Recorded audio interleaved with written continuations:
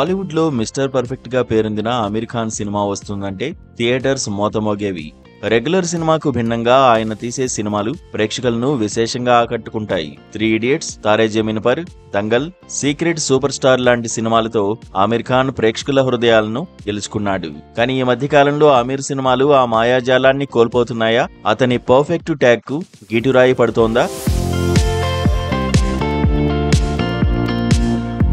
2018లో వచ్చిన thugs of Hindustan భారీ అంచనాలతో, భారీ బడ్జెట్ తో రూపొందింది. పైరేట్స్ ఆఫ్ ది కరేబియన్ స్టైల్లో అమీర్ ఈ చిత్రాన్ని తెరకెక్కించాడు. కానీ భారతీయ ప్రేక్షకులకు ఈ ఫ్లేవర్ నచ్చలేదు. ఫలితం బాక్సాఫీస్ వద్ద ఘోర పరాజయం.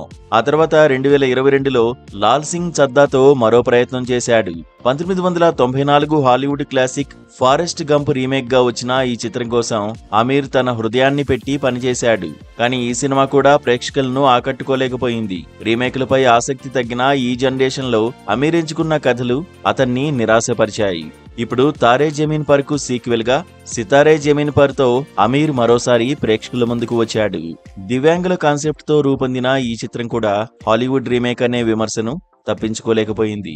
టీజర్ నుంచి రిలీజ్ వరకు సినిమాపై విమర్శలు వెల్లువెత్తాయి.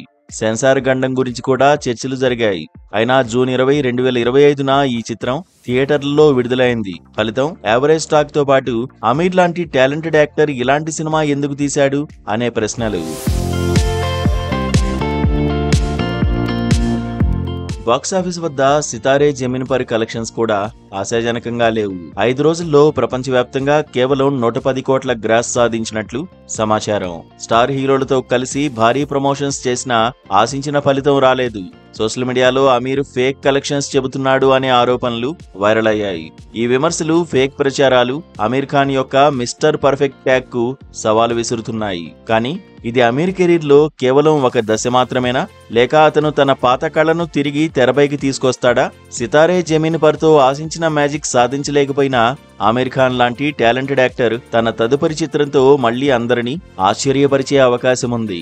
అమీర్ తన సినిమా ఎంపికల్లో కొత్త విధానాన్ని తీసుకొస్తాడా, లేక రీమేకులతోనే ముందుకెళ్తాడా? ఈ ప్రశ్నలకు సమాధానం అతని తదుపరి సినిమాతోనే తెలుస్తుంది.